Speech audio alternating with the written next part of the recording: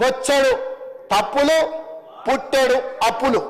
వాళ్ళు చేసిన తప్పులను సర్దిద్దడానికి, వాళ్ళు తెచ్చిపెట్టిన అప్పులను కట్టడానికి, అప్పులు కట్టడానికి మళ్ళీ అప్పులు చేయాల్సి వచ్చింది అధ్యక్ష. వాళ్ళు చేసిన అప్పులకు మిత్తిలు కట్టాలంటే మళ్ళీ బ్యాంకులో పోయి తేవాల్సి వచ్చింది అధ్యక్ష.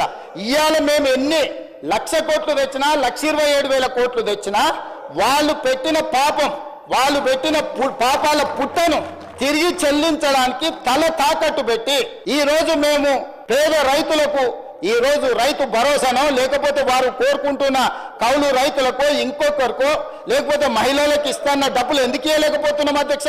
ఫీజు రియంబర్స్మెంట్ ఎందుకు సమయానికి ఇవ్వలేకపోతున్నాం? హాస్టల్ బిల్లులు ఎందుకు సమయానికి మేము కట్టలేకపోతున్నాం? ఎందుకు తులం బంగారము, కళ్యాణ లక్ష్మి, షాది ముబారక్లు ఇవ్వలేకపోతున్నాం? ఇవన్నిటికీ ఉన్న ఆదాయం మొత్తం, తెస్తున్న అప్పులు మొత్తం వాళ్ళు చేసిన పాపాలకు చెల్లించడానికి పోతుంది అధ్యక్ష. ఇదే 1,27,000 కోట్లు, ఇదే 1,27,000 కోట్లు నా దగ్గర ఉంటే వాళ్ళు చేసిన పాపాలకు, వాళ్ళ తప్పులకు, వాళ్ళ అప్పులకు చెల్లించే భారం నా మీద పడకపోయి ఉంటే ఈ 1,27,000 కోట్లతోని తెలంగాణ రాష్ట్రంలో అద్భుతాలు సృష్టించేటోని అధ్యక్ష. నేను ఏ రైతు కూడా అన్ని పండించిన పంటలకు గిట్టుబాటు ధర ఇచ్చి ఉండేటోని అధ్యక్ష ఉండుంటే, ఏ పిల్లవాడికి కూడా ఫీజు రియంబర్స్మెంట్ ఒక్క రోజు కూడా బకాయి లేకుండా చెల్లించడం అధ్యక్ష. ఏ ఆరోగ్యశ్రీ మన హాస్పిటళ్లకు అక్బరుద్దీన్ ఓవైసీ గారు పదే కలిసి ఆరోగ్యశ్రీ బిల్లులు చెల్లించండి, కార్పొ హాస్పిటల్ బతకలేకపోతున్నాయి, డాక్టర్లు జీతాలకు ఇయ్యలేకపోతున్నాం అని చెప్తుంటే అడగక ముందే నెల అడ్వాన్స్ ఇచ్చి ఉండేటోని అధ్యక్ష.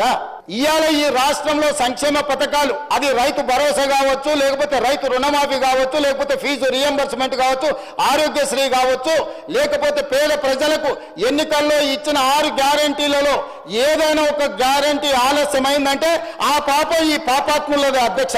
ఈ పాపాల భైరవులు రాష్ట్రాన్ని అమ్మేసి, కోకపేట అమ్మిరి, ఔటర్ రింగ్ రోడ్ అమ్మిరి, హైదరాబాద్ భూములు అమ్మిరి, హైటెక్ సిటీ అమ్మేసి ప్రతిదీ అమ్మేసింది అధ్యక్ష.